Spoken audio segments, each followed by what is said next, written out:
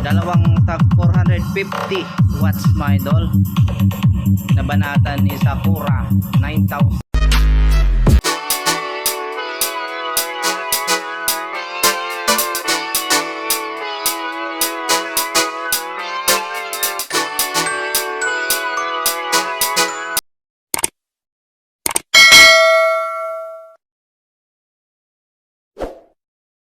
Unboxing mga idol ng Sakura EB9000 18 watts.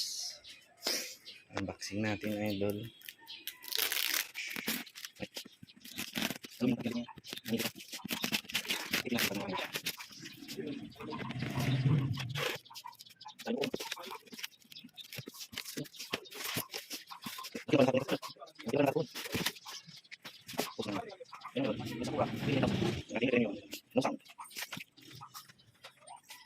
Yan mga idol, tinanggal natin yung tornilyo ng Sakura natin loob. Yun, ang laki ng transformer, oh. Okay. Yan ang loob niyan mga idol, Sakura.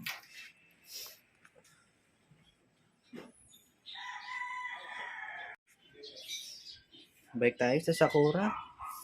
Yan idol, yung output niya ay 6 dito, flash drive. Sa kabila 6 din, flash drive. Bali, 6 lang. 6 din dyan. Bali 12 output per 6 output per channel. Kabilaan mga idol.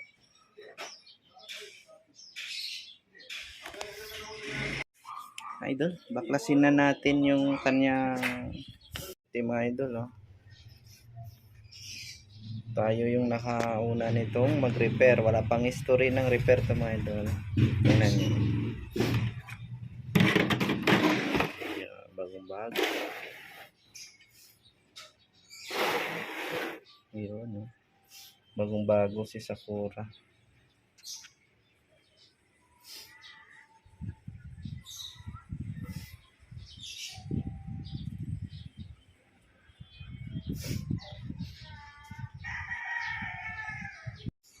First time ko mga idol, nakakita ng kapasitor na 4 yung paa.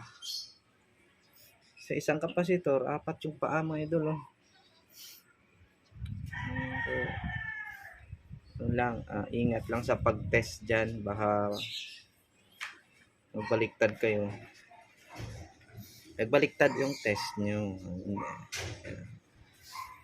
Alright. Physical inspection muna tayo bago tayo bumili ng mga pyesa kung may sira siya. Check natin isa-isa ang output. At mga idol, kaya natin isa-isa yung kanyang resistor drive. Marunong naman ako. Mahawak ng tester of tumunog. Good yan, good.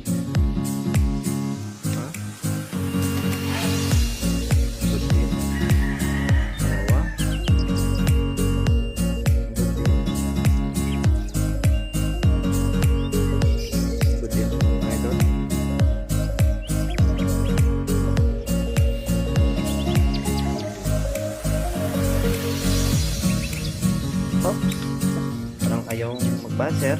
Sira ata ito. Sira nga mga idol. Itin natin. Resistor yan. Resistor nga.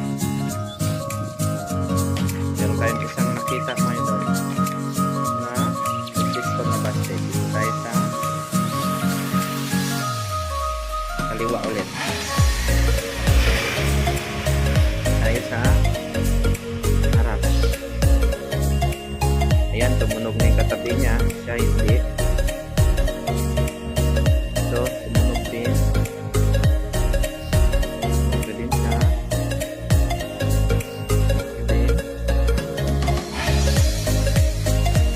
Okay din. Yun, okay din. Yun, meron tayong nakita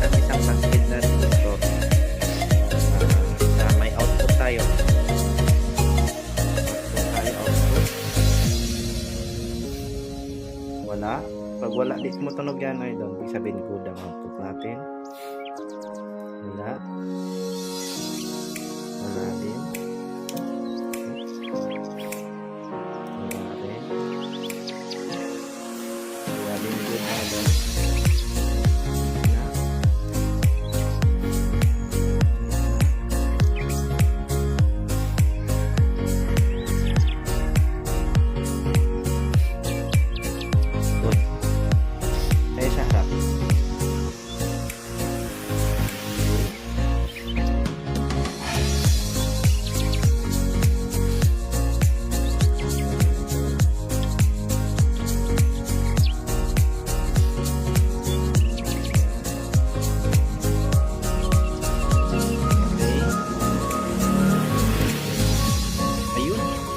Ayun ang tumunog mga idol. Output. Ayun. Pero short natin yan. Ang output kasi hindi pwede. Yan talaga ang nilalaan nyo kasi nga naka-series sila. Tatanggalin natin yung output. Kasi nakakabit pa sa board.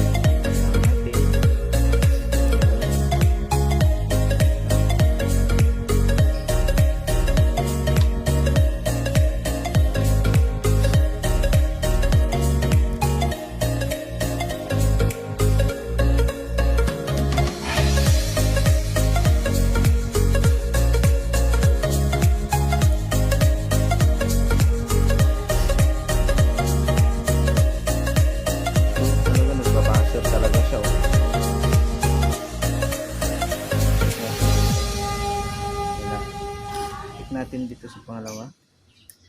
Ayan. Diba? Bali, dalawa ang tumutunog mga idol. Ibig sabihin, check natin yung dalawa na yan. Kung saan sa kanila, o dalawa sa kanila, ang sira. Alright? Isang, yan. Hindi siya nagbabuzzer kasi nga, busted siya. Resistor kasi yan. Alright. Bali, tinanggal natin yung heatsink mga idol para makuha natin yung fuse na busted kanina. Ayan. Ayan. Meron tayong nakuha dito dalawang output na sira ito. Itong dalawa na to. Ayan. Yan yung nagbabuzzer kanina. Check pa natin yung iba mga parts niya, yung left and right channel kung may mga busted. Troubleshoot talaga ito mga idol.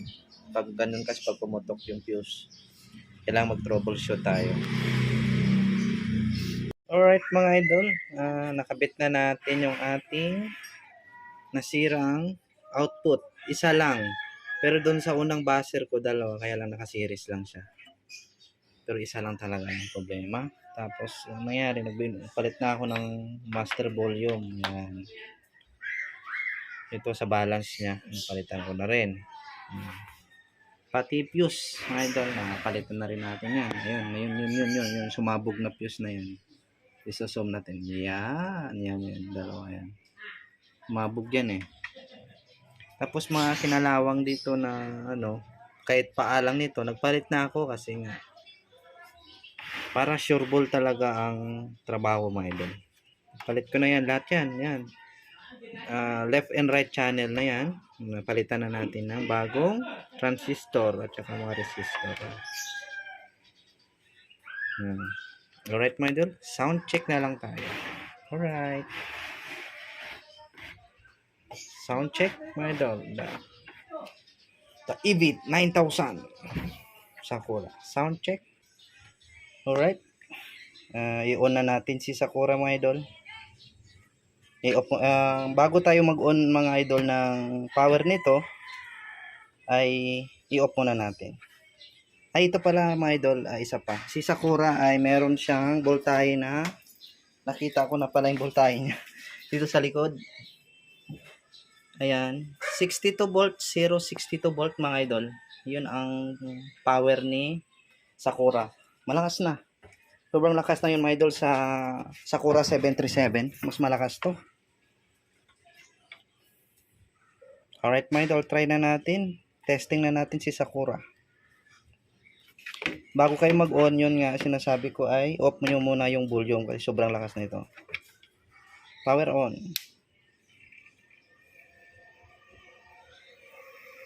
Ayun, nag-click na yung relay mga idol. Ibig sabihin, pag nag-click na yung relay mga idol, wala siyang DC, pwede ka na magkabit ng speaker mo. Alright mga idol. Ito idol, sa video ay naka-steady yan. Sa original, naka-steady yan mga idol. Sa video, nakakurap-kurap yan. Pero hindi yan to ano. Naka-steady lang talaga siya. Sa video lang natin yan, makikita mo na. Alright. Testing tayo sa Sakura mga idol. Gamit yung Bluetooth mga idol. Press lang natin yung mode. Ayan, Bluetooth. Tapos, on na natin yung Bluetooth natin dito sa isang cellphone ko. Ayan, naka-ready na siya. I-input natin sa MP3 mga idol. Ayan. Sa MP3 na siya. Try natin. Yan. Meron na. Okay na mga idol.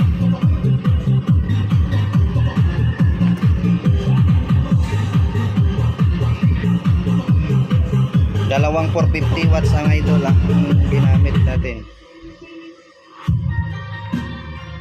Ang ganda nito mga idol ng Sakura dahil nga meron siyang Bluetooth at saka meron siyang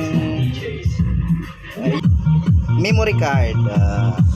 Ma-joke talaga si Renz Motovlog mga idol. May USB nga tama, tapos memory card. Ayun. Ito lang kagandahan nito.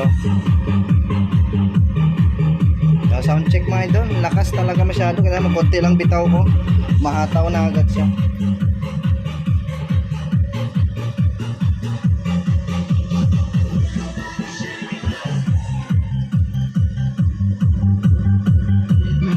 Yanig yung bahay nyo nito mga idol pag ganito.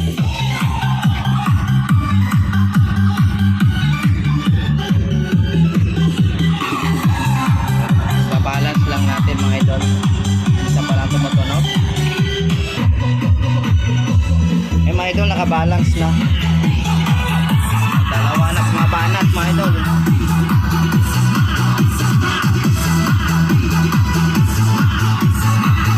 Pareho na sila umanda.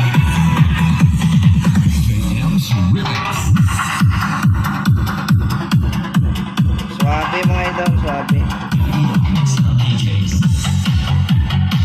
Parang gusto ko mo bumili mga idol para sa bahay. Ibang lakas pala nito.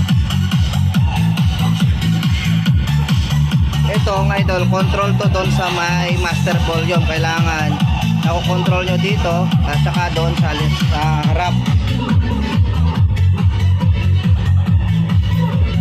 Mr. DJ Renz Motovlog DJ. Okay na siya mga idol. Balik normal na si Sakura EP9000. Alright.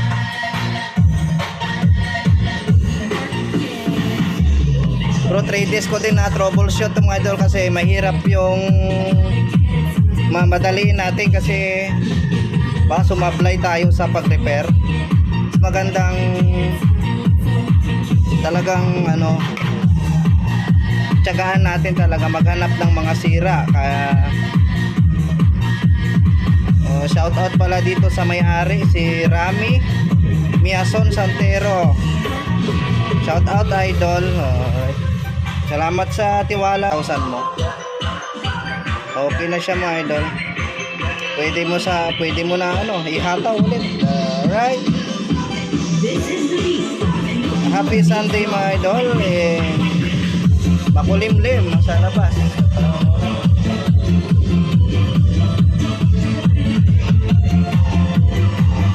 Sound check lang tayo.